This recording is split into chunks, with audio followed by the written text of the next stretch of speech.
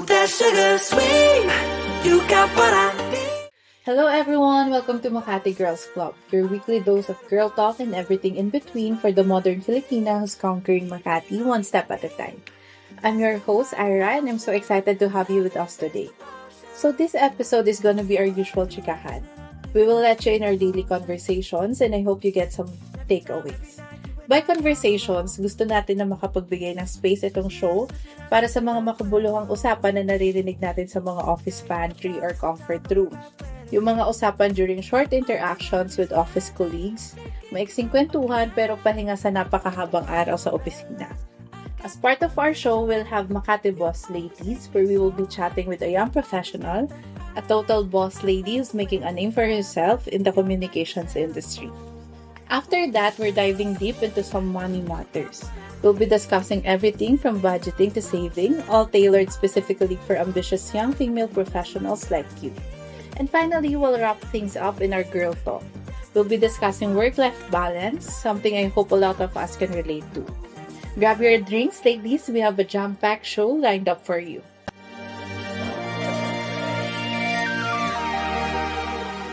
Now it's time for the segment we've all been waiting for, Makati Boss Ladies. In this segment, we're sitting down with Earl, a communications lead at the Department of Trade and Industry. Welcome, Earl. We're excited to have you here. Tell us a bit about yourself and what you do.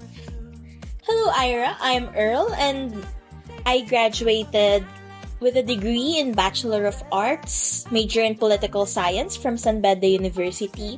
So actually, this is my first job ever since I started back in January 2023. Ever since I landed this role at the Department of Trade and Industry, I've been staying here in Makati given the bulk and the demands of the work. So I wouldn't be able to afford na living beyond the borders of Makati. Then more of a little bit of background about my role. Now I'm currently serving as the communication specialist of the Trade and Industry Secretary. So basically everything that concerns her communications from social media to traditional media practices.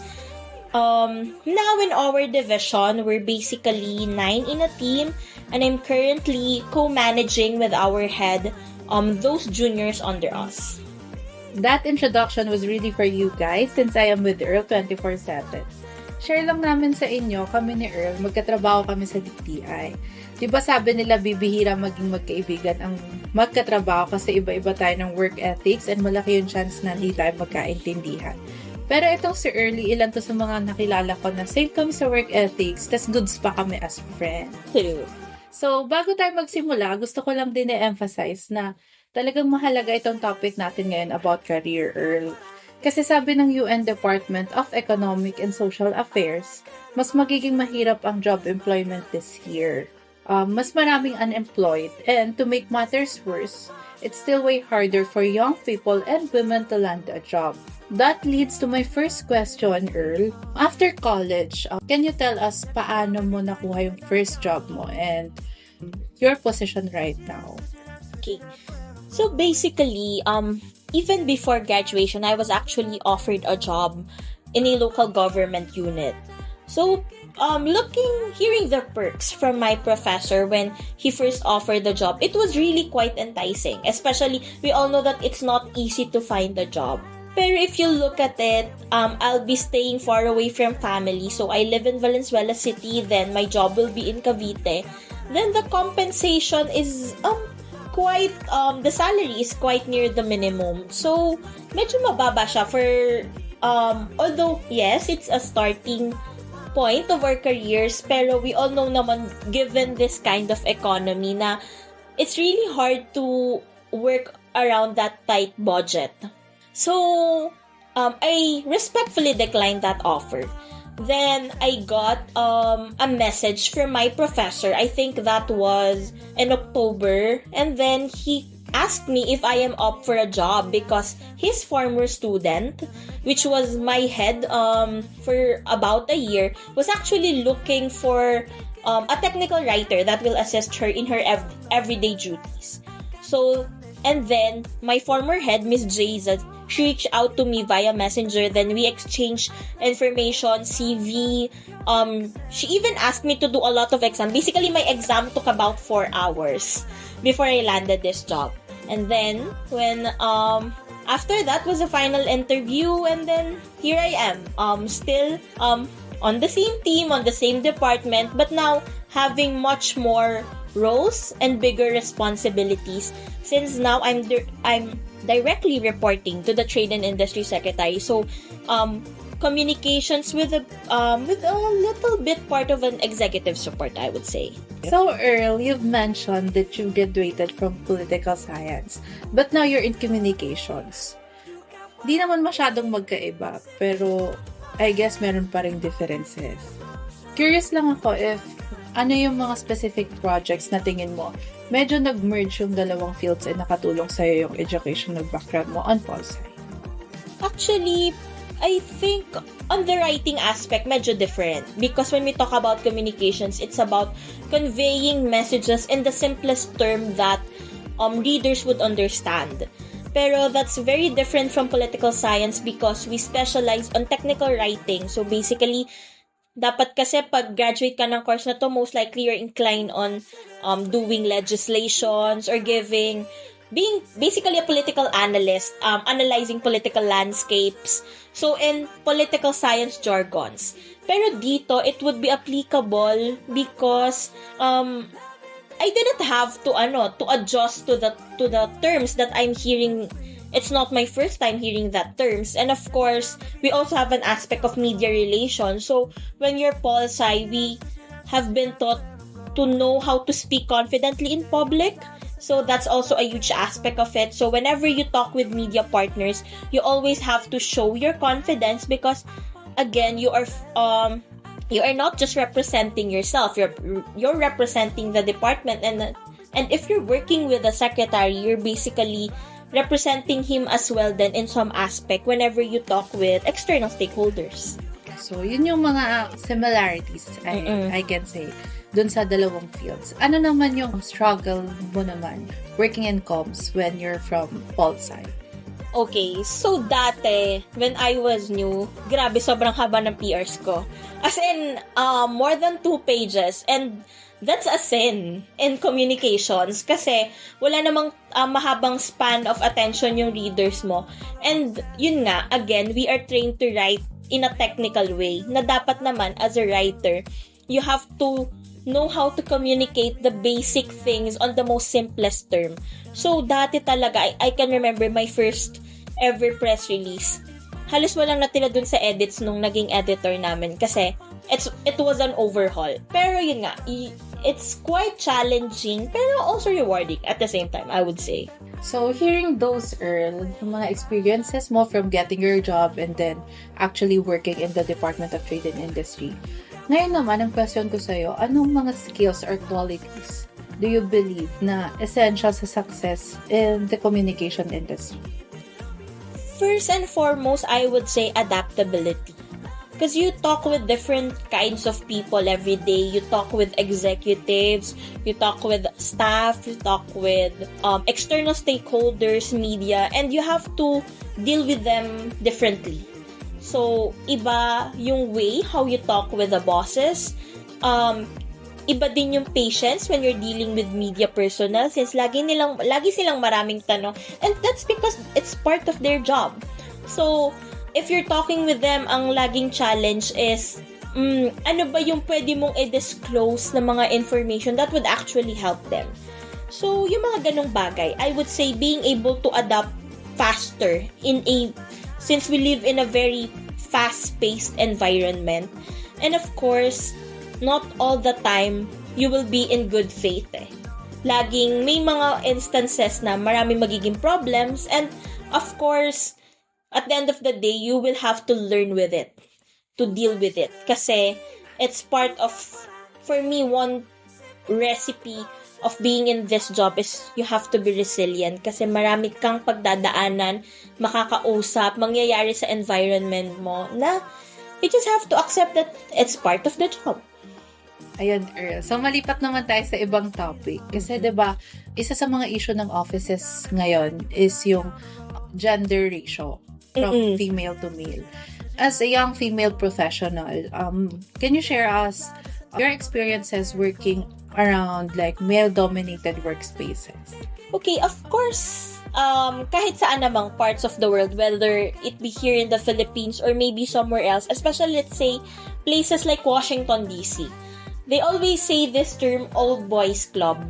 Kasi mahirap talaga infiltrate yung isang organizations, especially even in the Philippines now, maraming university, merong mga fraternity, brotherhood na nag-extend from university up to work environment. And syempre, when you're dealing with those kind of people, talaga ang preferred nila, dapat kilala nila, brad na nila. But then again, it's a good thing that, let's say, government for one is starting to acknowledge merit rather than anything else. So, being here in DTI, talaga isa sa wino-work on din ng department ay really this competency profiling where ina-identify anong skills ba yung necessary sa isang position. So, you will not just based a profession or a promotion on seniority or other factors. So it will really be based on the skills and capacities of a certain individual. So, Earl, down to our last question for this segment. Ano naman yung advice mo sa young women in Makati para ma-navigate nila yung corporate world like you do now? I'd say it's not an easy road. Definitely, it will take some time kasi pagpasok mo sa Makati is like a big jungle, I would say. And there are a lot of predators here. Predators sa work, meaning they will really intimidate you or they will also make you feel that marami ka pang hindi alam. So it will always be a challenge of proving them otherwise. So pero ako naman, in my experience, I was lucky enough because I was surrounded by seniors who actually believed in me prior to knowing my skills and capacities. Pero in most cases, that's not the case. So talagang you really have to prove your worth.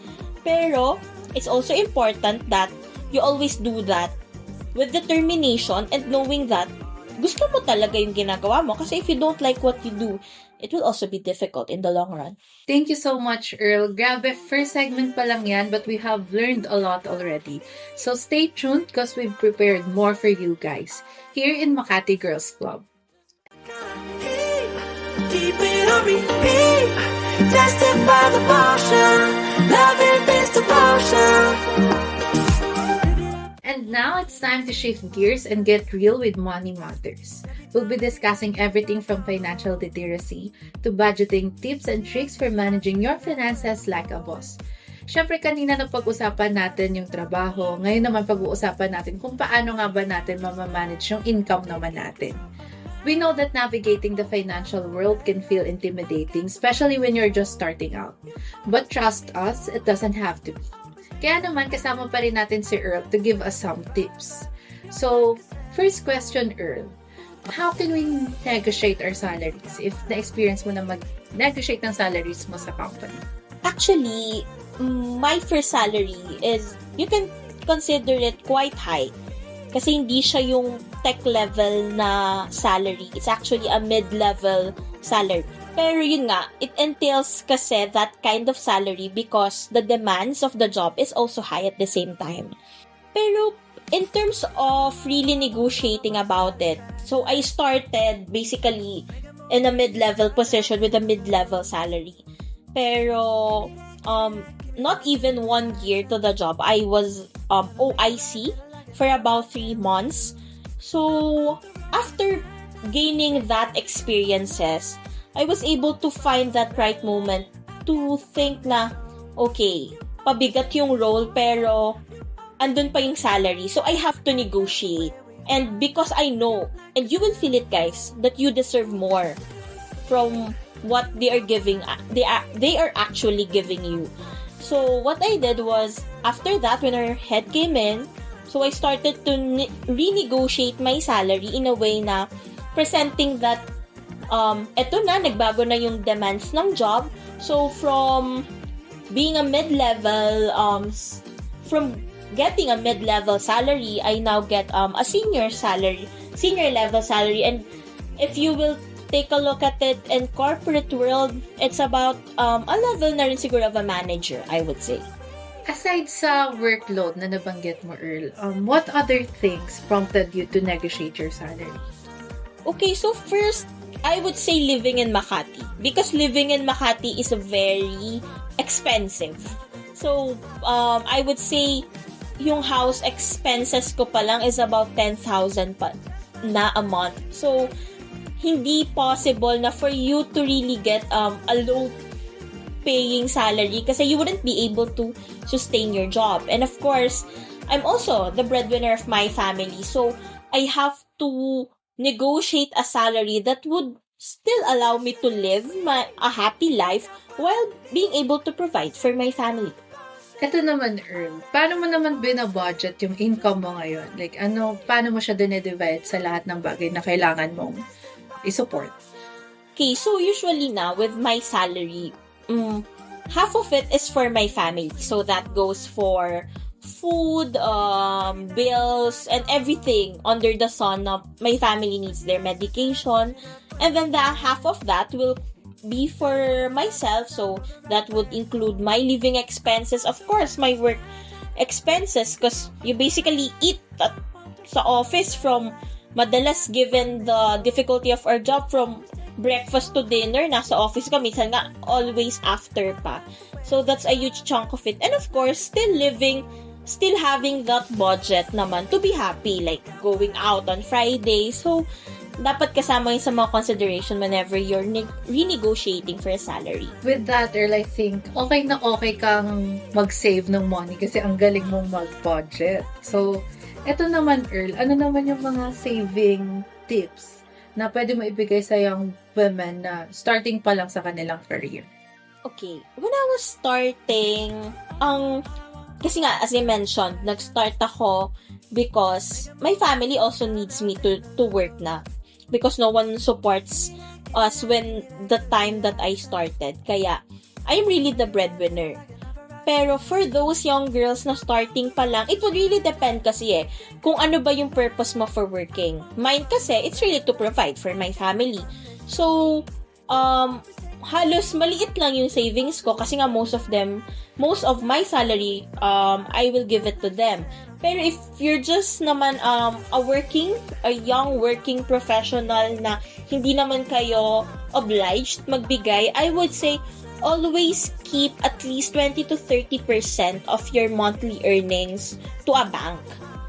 Or invest it somewhere para mafe-feel mo naman na yung pagod mo, may naiipon ka. And after a year, maybe, kung maganda yung job mo, you can actually buy a car. Diba? Thank you, Earl. So, sa ating mga listener, tama na yung kaka-deserve nyo yan, That's a wrap on Money Matters. We hope, like Earl, you're feeling empowered to take control of your finances and build a brighter financial future. From career to finances, let's now take some time for ourselves with Girl Talk. We'll be sharing tips and advice on prioritizing your well-being, so stick around.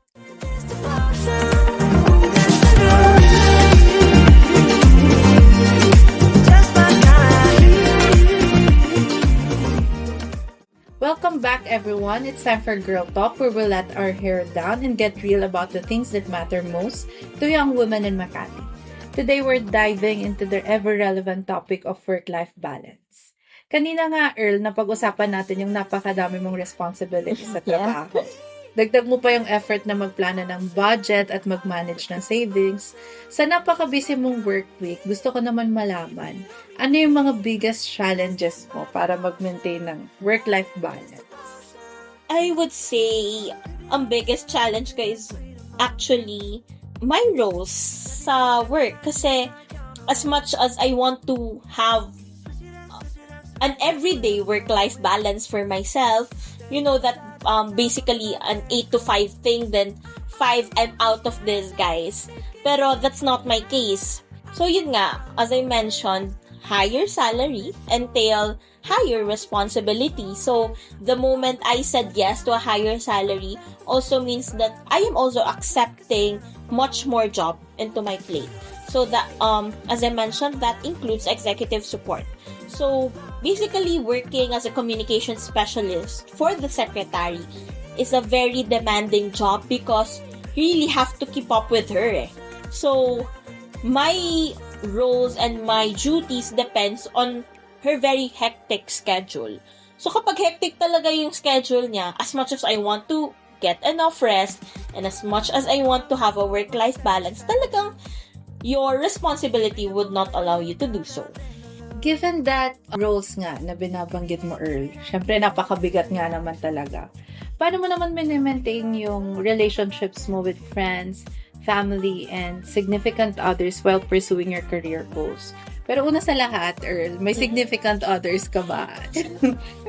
Well, sa sobrang nakakapagod at demanding ng trabaho na to, wala. Oh, so for sale siya, guys. Charot. So meron pa rin namang mga friends and family, Earl. So let's focus on those. Paano mo maintain yung relationships with them? Okay, so kagaya nga na nabanggit mo, halos magkasama tayo 24/7. So, sobrang demanding ng job natin. To be honest, I rarely see my friends. Pero whenever I do, for example, just one instance, if you can remember, I took a break last parang a month ago kasi nga my friends, I have this FA friend who visited me here in Makati. Imagine that, siya yung taga-ibang bansa, siya pa yung dumayo dito just to be with me given how hectic my schedule is. So, yung ganon. You treasure that, tawag dito, it doesn't have to be an everyday bonding or a very frequent bonding. Kasi talagang I always want to make sure that I keep low maintenance friendships for my friends outside.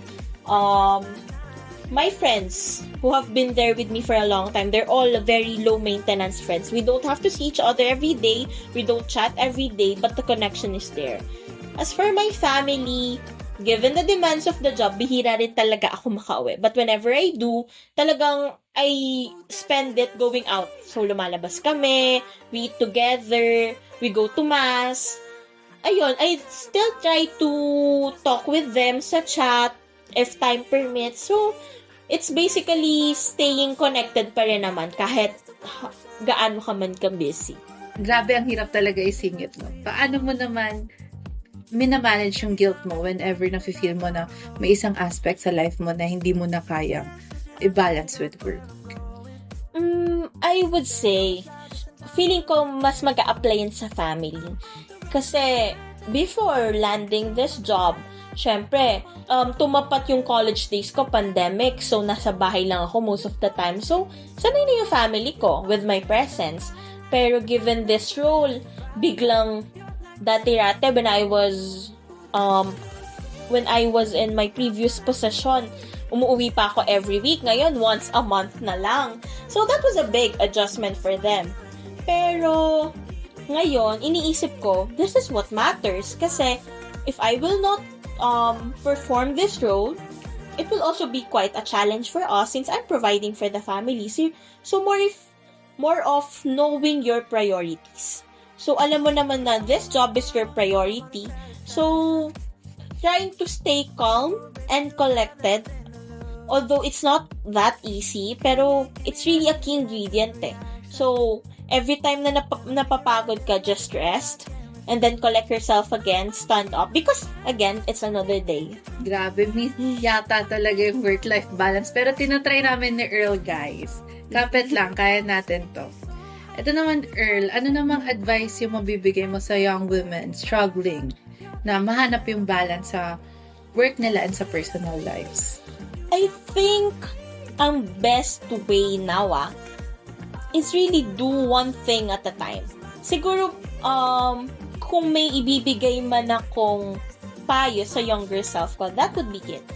Kasi, kagaya ngayon, we're in our point dito sa buhay natin na gusto natin ng para tayong may hinahabol na timeline because we're not getting any younger.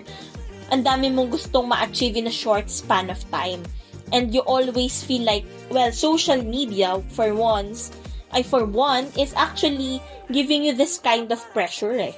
So, nakikita mo where everybody is at their moment in time.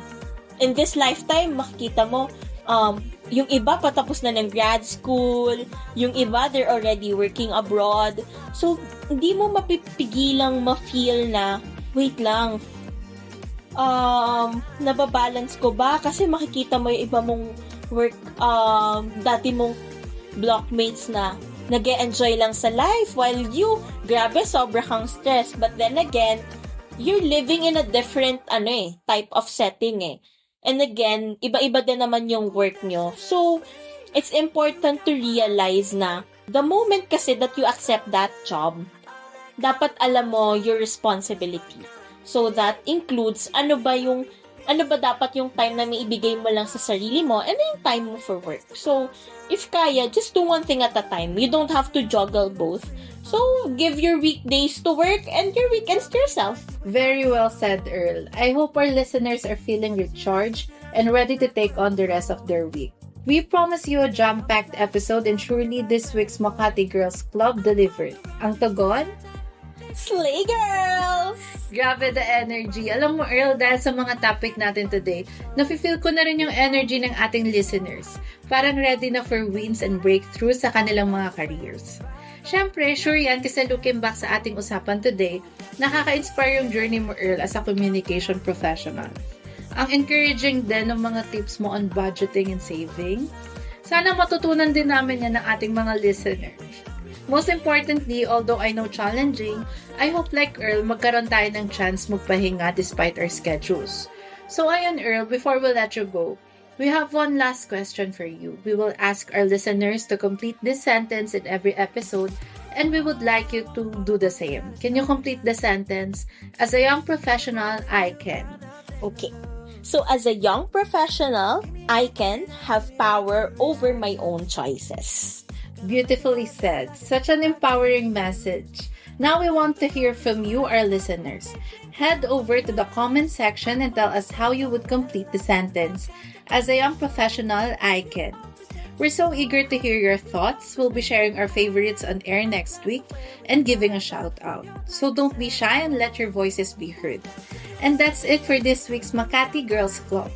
Thank you for tuning in, for sharing your Saturday evening with us, and for being a part of this incredible community.